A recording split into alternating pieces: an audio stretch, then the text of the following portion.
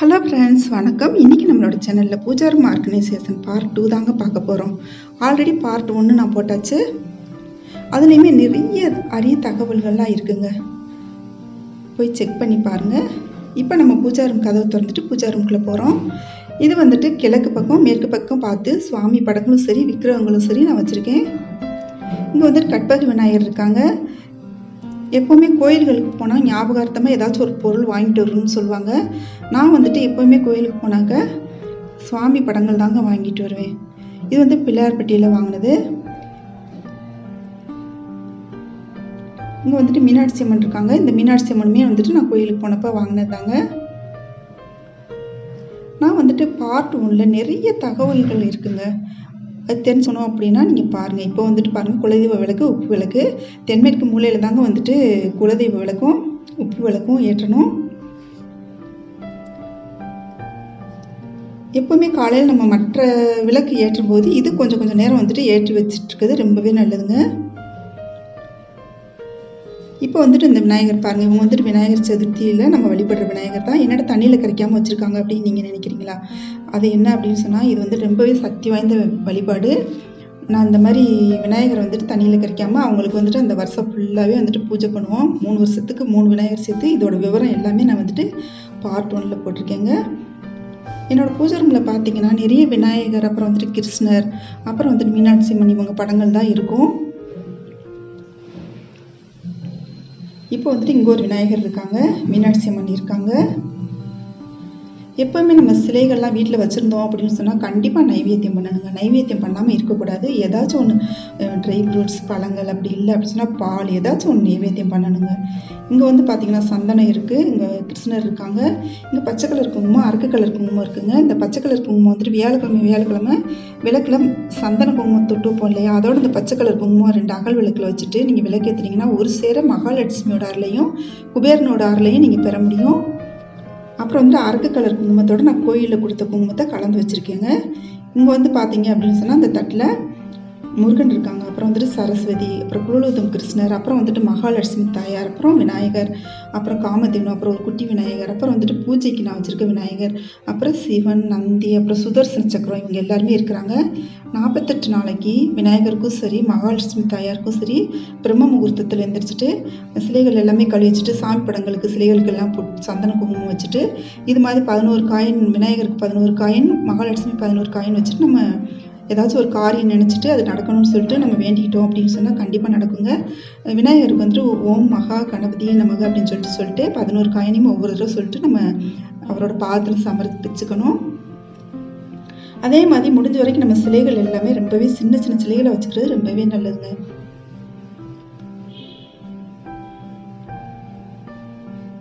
இப்போ வந்துட்டு மல்லிகைப்பூ வந்துட்டு எனக்கு கிடைக்கிற பூ வச்சு நம்ம வந்துட்டு சாமி கும்பிட்டுக்கலாம். எப்போவுமே கிடைக்காத பொருளோட இருக்கிறத வச்சு நம்ம சாமி கும்பிட்டுக்கிறது ரொம்பவே நல்லதுங்க. நம்ம அப்புறம் வந்துட்டு பூஜை பண்ணுறோம் அப்படின்னா முடிஞ்சால் வெத்தலை பாக்கு வச்சுக்கோங்க. முடிஞ்ச வரைக்கும் எனக்கு இங்கே கிடைக்கல, அதனால நான் வைக்கல.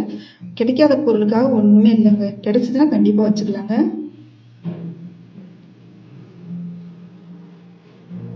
அப்புறம் வந்துட்டு இப்போ பார்த்தீங்க அப்படின்னு சொன்னால் அந்த கிருஷ்ணர் குலோலுதம் கிருஷ்ணர் வந்துட்டு ரொம்பவே லக்கியானவருங்க. அவர் வந்து சாவி குத்தில் இருந்தது. அது வந்து குட்டியாக ஒரு விநாயகர் இருக்கார்ல, அவங்களுமே வந்துட்டு சாவி குத்தில் இருந்தது. இது வந்து ரொம்ப லக்கியாக இருந்ததுனால நான் வந்துட்டு பூஜை ரூமில் கொண்டு வந்து வச்சுட்டேன். இது ரொம்ப நாளாகவே பூஜை ரூமில் இருக்குங்க. இப்போ வந்துட்டு சங்கு இருக்குங்க, வலம்புரி சங்கு. இந்த வலம்புரி சங்குக்குள்ளே எப்போவுமே கழுவிட்டு நம்ம சந்தன குங்குமம் தொட்டு வச்சு தண்ணி ஊற்றிட்டு அதுக்குள்ளே 1 ரூபா காயின் இல்லைனா 5 ரூபாய் காயின் வந்துட்டு போட்டு வைக்கலாங்க. வெள்ளி காயின் இருந்தாலும் போட்டு வைக்கலாம். கீழே வந்துட்டு அகல் விளக்கில் பச்சரிசி போட்டு வச்சுக்கணுங்க. இங்கே வந்துட்டு ஆஞ்சநேயர் இருக்காங்க, திருப்பதி வெங்கடாஜலபதி இருக்காங்க. இந்த ஆஞ்சநேயருக்கும் திருப்பதி வெங்கடாஜலபதிக்கும் நம்ம வந்துட்டு 48 நாள் வேண்டுதல் இருக்குது இல்லையா, அப்போ வந்துட்டு இவங்களுக்குமே நம்ம மனசார வேண்டிக்கணும். சந்தன குங்குமம் தொட்டு வச்சு கண்டிப்பாக நடக்கும். இங்கே வந்துட்டு நான் 3 விளக்கு வச்சுருக்கேங்க, 2 அகல் விளக்கு, ஒரு வெள்ளி விளக்கு.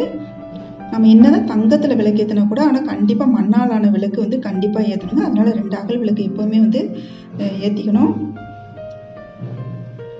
அங்கே வந்துட்டு நான் தண்ணி வச்சுருக்கேன் இல்லையா, அது வந்துட்டு நான் பார்ட் 1 சொல்லியிருக்கேன், அது போய் பாருங்கள். அதுவுமே சக்தி வாய்ந்த வழிபாடு.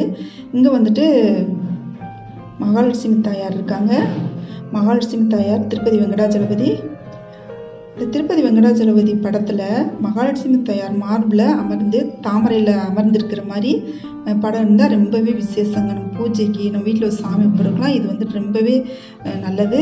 இங்கே வந்துட்டு மகாலட்சுமி தாயாருக்கும் இந்த காலப்பிரம முகூர்த்தத்தில் எழுந்திரிச்சு நான் விநாயகருக்கு காயின் வச்சுட்டு பூஜை பண்ணல, அதே மாதிரி மகாலட்சுமி தாயாருக்கும் 48 நாளைக்கு ஓம் ஸ்ரீ மகாலட்சுமியே நமக, ஓம் ஸ்ரீ மகாலட்சுமியே நமகன்னு சொல்லிட்டு 11 காயினுமே வந்துட்டு அம்மனோட பாதத்தில் வந்து சமர்ப்பிச்சுக்கணுங்க.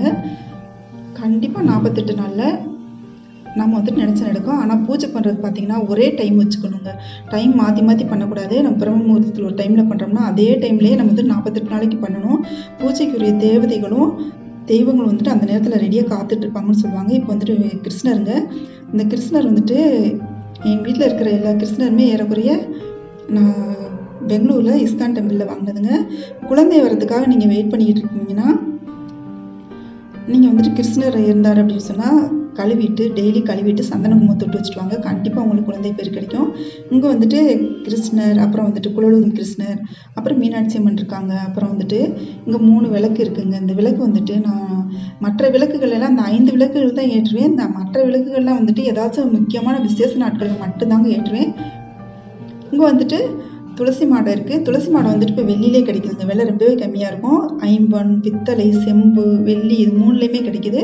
அது மாதிரி நம்ம பூஜை ரூமில் வாங்கி வச்சுக்க ரொம்பவே விசேஷங்க. அப்படி கிடைக்கல அப்படின்னு சொன்னால் மண்ணாலானது வாங்கி வச்சுக்கோங்க. இதுவுமே ரொம்பவே விசேஷமானது தான். இப்போ வந்துட்டு இங்கே வந்துட்டு அன்னபூர்ணி தாயார் இருக்காங்க. அன்னபூர்ணி தாயார் பச்சரிசியில் வந்துட்டு நம்ம வச்சுருக்கோம். இது வந்துட்டு பச்சரிசி 1 வாரத்துக்கு ஒருக்கா மாற்றணுங்க. நம்ம சுத்தமாக இருந்தால் மட்டும்தாங்க இந்த அரிசியில் சமையல் பண்ணணும்.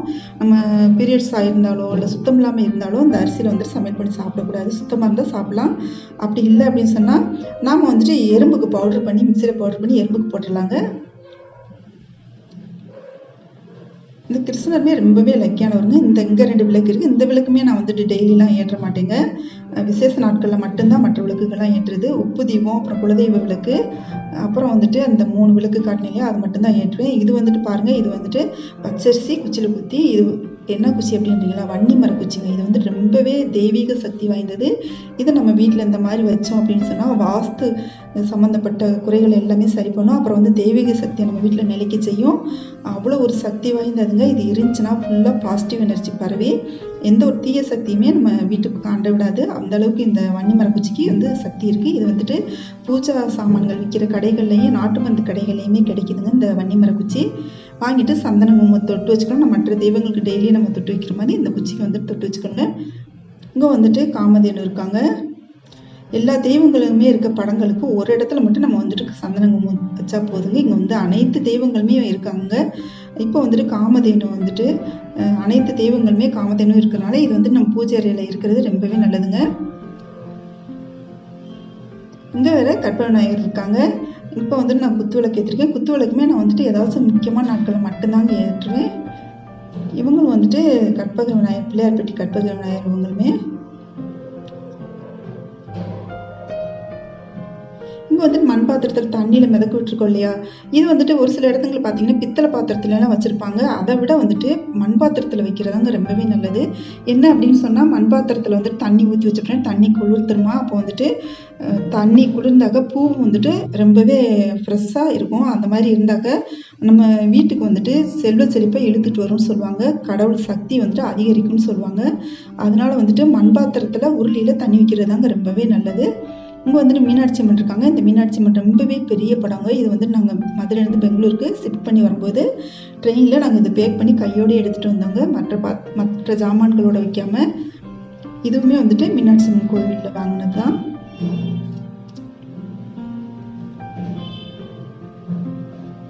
இங்கே வந்து பார்த்தீங்கன்னா இதுவும் இஸ்கான் கோயிலில் வாங்கினது தான். இது வந்துட்டு கிருஷ்ணர், ராதா கிருஷ்ணருங்க. பக்கத்தில் பார்த்தீங்கன்னா மீனாட்சி அம்மன் இருக்காங்க. அப்புறம் ஒரு விநாயகர் இருக்காங்க. இங்கே வந்து பார்த்தீங்கன்னா என்னடா இவங்க சோவி வந்துட்டு தண்ணியில் வச்சுருக்காங்க. இந்த மண் பாத்திரத்தில் அகல் விளக்கில் இந்த சோவி தண்ணி ஊற்றி வச்சோன்னா வீட்டில் நம்ம வந்துட்டு வாடகை வீட்லேயோ சொந்த வீட்லேயோ வந்துட்டு நிறைய வாஸ்து பிரச்சனை நம்மளுக்கே தெரியாதெல்லாம் இருக்குங்க. அதனால் வந்துட்டு இது வந்து அந்த வாஸ்து பிரச்சனை எல்லாமே சரி பண்ணக்கூடியது. அப்புறம் தெய்வீக சக்தியை நம்ம வீட்டில் வந்துட்டு எடுத்துகிட்டு வரக்கூடியது. எப்போவுமே கடலில் கிடைக்கிற எந்த பொருள் சங்காக இருந்தாலும் சரி சோவி எதுவாக இருந்தாலும் தண்ணியில் போட்டு வைக்க ரொம்பவே நல்லது. தண்ணி படுற மாதிரி வைக்கிறது ரொம்பவே நல்லது. இதுவும் டெய்லி மாற்றிடணுங்க. சங்குக்கு இந்த சோவி வச்சுருக்க தண்ணி எல்லாமே டெய்லி மாற்றிடணும். இதுக்குமே சந்தன குங்குமத்தை விட்டு வச்சுக்கணுங்க. இங்கே வந்து அட்சதை வச்சுருக்கேன். டெய்லி வந்துட்டு நம்ம பூஜை ரூமில் அட்சதை கண்டிப்பாக வச்சுருக்கோங்க. எப்போவுமே வந்து ஸ்டாக் வச்சுருக்கணும். இங்கே வந்துட்டு பார்த்தீங்கன்னா சிவசக்தி இருக்காங்க. அப்புறம் வந்துட்டு சத்யநாராயணன் இருக்காங்க. சத்யநாராயண பூஜைக்காக அட்சதை வந்துட்டு நம்ம கொஞ்சம் பச்சரிசி எடுத்துகிட்டு கழுவிட்டு கொஞ்சம் மஞ்சள் போட்டு நம்ம பிசைச்சிட்டு அடுத்து கொஞ்சம் உலர வச்சோம்னா எடுத்து வச்சுக்கலாங்க பூஜை ரூமில். இங்கே வந்துட்டு பால் நைவேத்தியத்துக்காக வச்சுருக்கேன். நான் வந்துட்டு அதிகாலையில் வந்துட்டு இப்போ சாமி கும்பிட்டதுனால பூஜை பண்ணதுனால நான் வந்துட்டு வேறு எதுவுமே செய்யலை. பால் வந்துட்டு நாட்டு சக்கரை போட்டு வச்சுருக்கேன். இந்த காயின் வந்துட்டு ₹1 ₹5 நாணயங்களுங்க. மகாலட்சுமி பூஜைக்காக 108 காசுகள் வந்துட்டு இதில் வந்துட்டு சேர்த்து வச்சுருக்கேங்க. மகாலட்சுமி பூஜையின் போது வந்துட்டு கழுவிட்டு நான் எடுத்து யூஸ் பண்ணிக்குவேன்.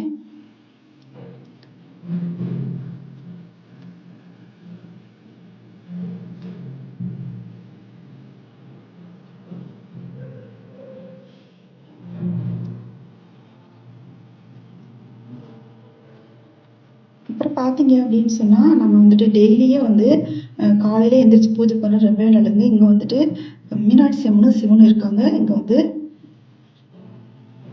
வந்துட்டு சாய்பாபா இருக்காங்க. அப்புறம் வந்து அந்த இடத்துல பார்த்தீங்க அப்படின்னா ராஜகோமதி சக்கரம் இருக்குது. இது வந்து நான் பிரதிஷ்டை பண்ணலங்க, அதனால நான் கவரில் போட்டு வச்சுருக்கேன். இந்த வீடியோ உங்களுக்கு பிடிச்சிருந்துச்சுன்னா நம்மளோட சேனல் இது வரைக்கும் சப்ஸ்கிரைப் பண்ணலைன்னா சப்ஸ்கிரைப் பண்ணிக்கோங்க. பெல் ஐக்கானை கிளிக் பண்ணிக்கோங்க. ஃப்ரெண்ட்ஸுக்கு ஷேர் பண்ணுங்கள், லைக் பண்ணுங்கள், கமெண்ட் பண்ணுங்கள் எப்படி இருந்துச்சுன்னு சொல்லிட்டு. தேங்க்யூ.